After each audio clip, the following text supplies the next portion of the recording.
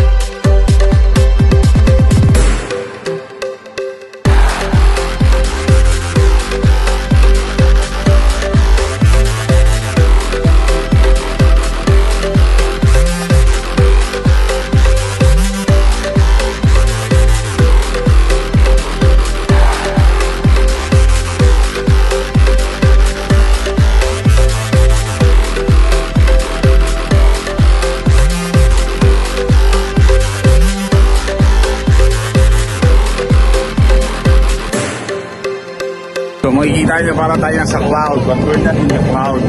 Nandito po tayo sa isang geothermal activities here, no? Na makikita nyo. Ito po yung kumukulong tubig sa spring, ano? Okay, so ito po dito sa Beppu, yun. Makikita nyo lang po yan dito sa Beppu. So kung gusto nyo pong pumunta rito at ma-experience rin yung ganito, talagang hindi natin ma-explain itong ating nararamdaman dito, it's amazing, Okay, so kontakin niyo po ako. Ito po si Roy, Japan Tour. Dadaling ko po kayo dito sa Beppu, sa parte po ng Oita Prefectures, Kyushu po, Dito po yan sa Fukuoka. Pinakamalapit na airport, Fukuoka. Okay? So take note niyo po yan. Ito po si Roy. Kontakin niyo po ako at papasyal ko kayo rito. Mga kaibigan.